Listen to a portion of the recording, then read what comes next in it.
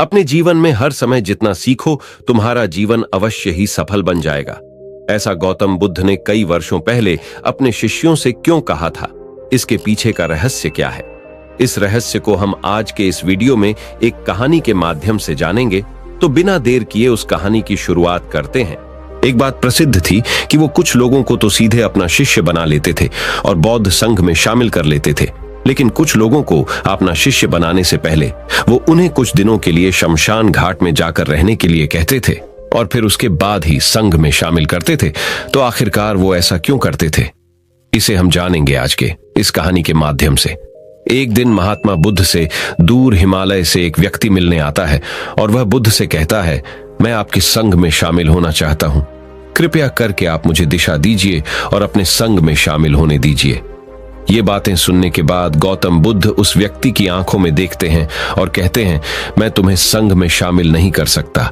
अगर तुम्हें संघ में शामिल होना है तो उससे पहले तुम्हें एक पूरा दिन और रात श्मशान में गुजारनी पड़ेगी। ये सुनते ही वह व्यक्ति डर जाता है और कहता है, बुद्ध, ये कैसी शर्त है? दिन में तो ठीक है, लेकिन मैं रात को श्मशान में नहीं रुक सकता। बुद्ध ने पूछा, रात में क्यों नहीं रुक सकते? व्यक्ति ने कहा, क्योंकि रात होते ही श्मशान में भूत, प्रेत और आत्माएं घूमने लगती हैं। बुद्ध ने पूछा, क्या तुमने कभी किसी भूत, प्रेत या आत्मा को अपनी आंखों से देखा है? व्यक्ति ने कहा, नहीं बुद्ध, मैंने अपनी आंखों से तो नहीं देखा, लेकिन मैंने लोगों के मुंह से भूत, प्रेत और आत्माओं के होने की कहानियां जरूर सुनी हैं और मैंने कुछ लोगों को भूत प्रेत लगते भी देखा। ऐसे लोग बहुत अजीब अजीब सी हरकतें करने लगते हैं।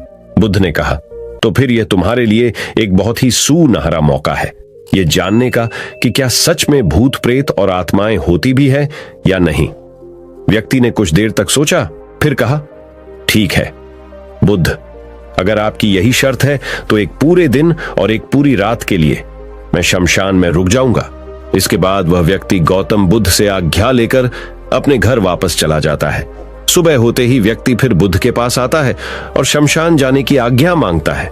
बुद्ध ने कहा, ठीक है, तुम शमशान जा सकते हो, लेकिन एक बात का ध्यान रखना, पूरे दिन और रात में तुम जो कुछ भी वहां देखोगे या जो भी घटना तुम्हारे साथ वहां घटेगी, वो सब कुछ तुम मुझे आकर बताओगे।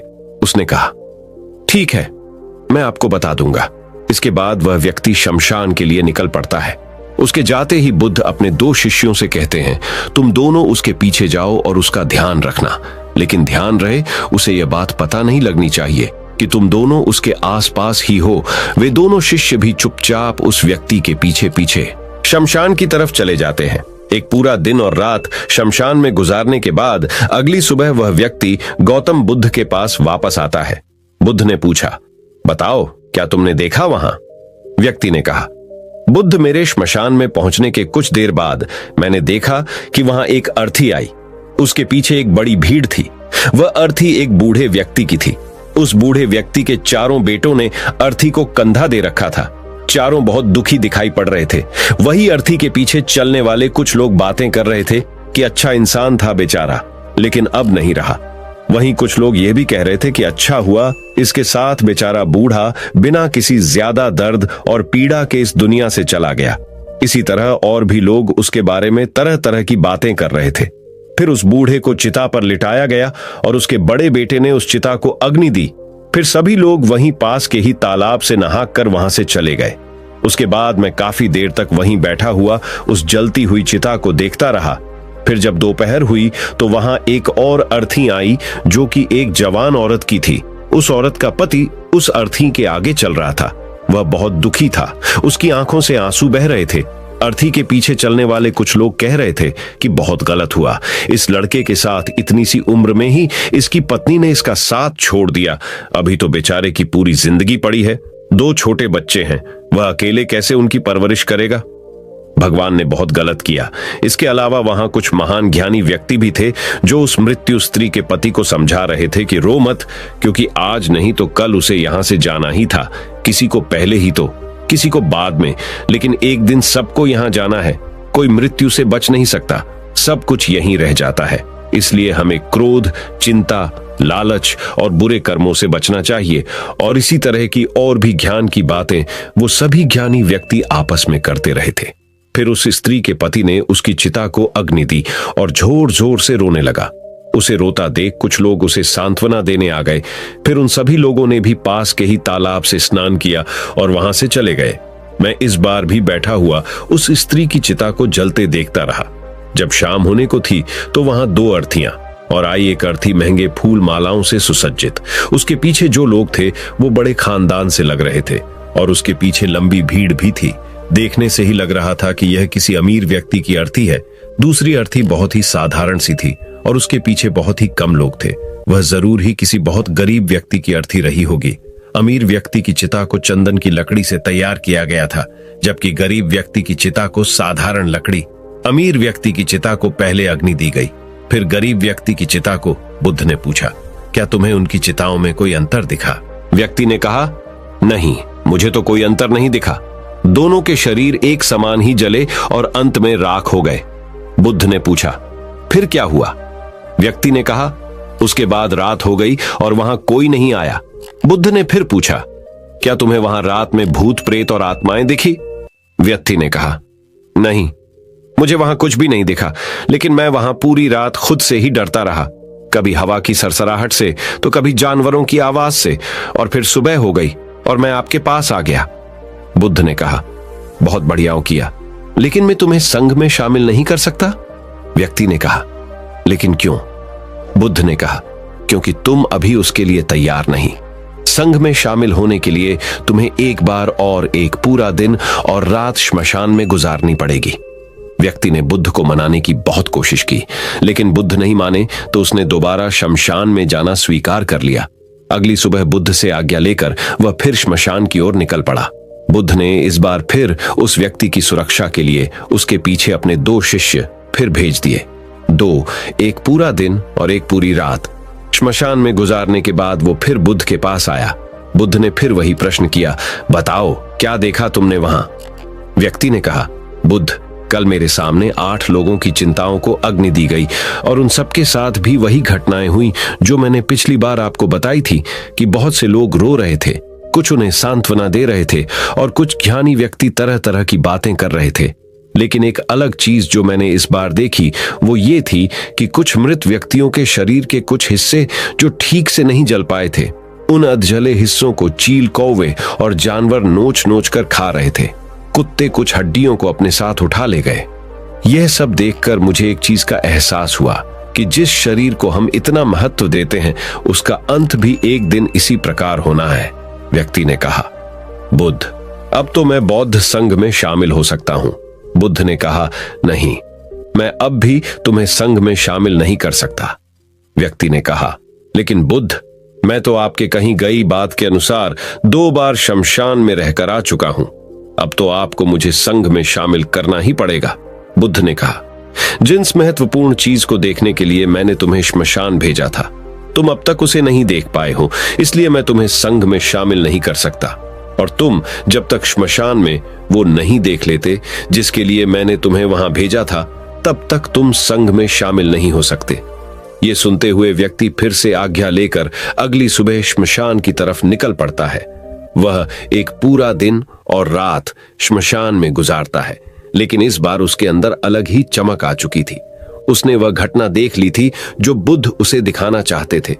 अगली सुबह होते ही उसे बुद्ध के पास पहुंचने की जल्दी नहीं थी। वो अंदर से एकदम शांत और स्थिर हो गया था। उसका चेहरे पर गंभीरता आ गई थी। वह धीरे धीरे चलता हुआ गौतम बुद्ध के पास पहुंचा और उन्हें प्रणाम कर बिना कुछ बोले शांति से बैठ गया। बुद्ध ने फिर वही प्रश्न किया, क्या देखा तुमने वहां? व्यक्ति ने कहा, मैंने देखा कि 4 लोग मुझे अर्थी में लिटाकर शमशान की तरफ ला रहे हैं। लोग मेरी अर्थी के ऊपर फूल मालाएं फेंक रहे हैं। एक बहुत बड़ी भीड़ मेरी अर्थी की पीछे पीछे चल रही है। मेरे पिता, जो कि मेरी मौत से बहुत दुखी हैं, वो रोते हुए मेरी अर्थी के साथ चल रहे हैं। मेरा छोटा भाई भी मेरी मौत से बहुत दुखी है और रो रहा है। कुछ लोग मेरे भाई और पिता को समझा रहे हैं और उन्हें सांत्वना दे रहे हैं, भीड़ में चल रहे हैं। कुछ लोग भी मेरी मौत से दुखी हैं और कुछ दुखी होने का दिखावा कर रहे हैं।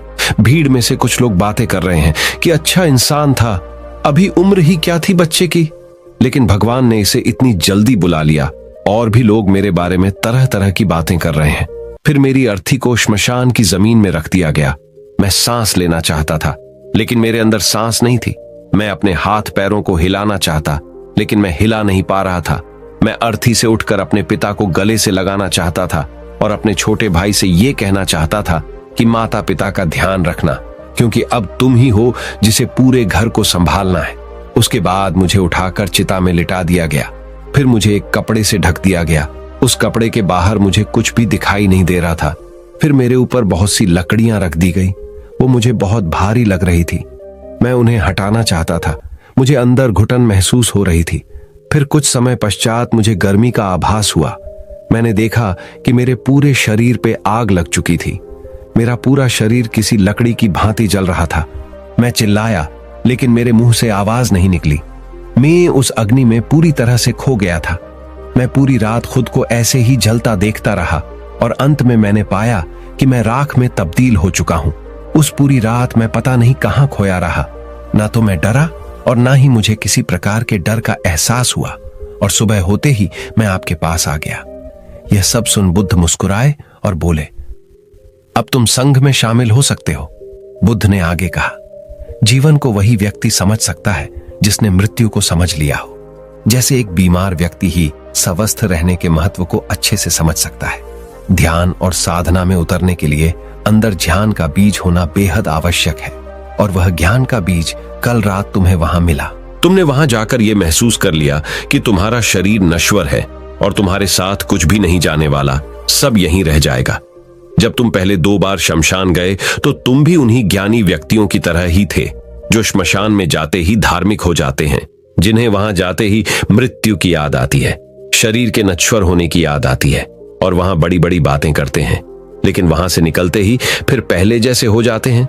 वैसे ही सारे बुरे काम करते हैं, अधर्म करते हैं, खुद के शरीर से मोह करते हैं, इसे अमर मान लेते हैं और दूसरों से ऐसा व्यवहार करते हैं जैसे वह यहां हमेशा रहने वाले हैं। लेकिन जब तुम तीसरी बार वहां गए तो तुम्हें अंदर से यह आभास हुआ कि तुम असल में वो नहीं हो जो तुम खुद को मानते हो। खुद के अंदर गहरा ध्यान और समर्पण पैदा करने के लिए शरीर की नश्वरता और मृत्यु का अनुभव करना बेहद आवश्यक। अब जो ज्ञान का बीज तुमने कल रात वहां पाया है, उसे अपने ध्यान में परिवर्तित करना है और उसे इतना बड़ा करना है, जो व्यक्ति तुम्हारे पास आए उसकी समस्या को तुम आसानी से दूर कर सको। सीखा। इस कहानी से हमें शिक्षा मिलती है कि हमारा शरीर नश्वर है। किसी व्यक्ति ने जन्म लिया है तो उसकी मौत निश्चित है। इसलिए हमें क्रोध, लालच और काम वासना आज ही छोड़ देनी चाहिए। पता नहीं आज हम हैं कि ये कल भी होंगे, इसलिए हमें वर्तमान समय में अच्छे काम करने चाहिए।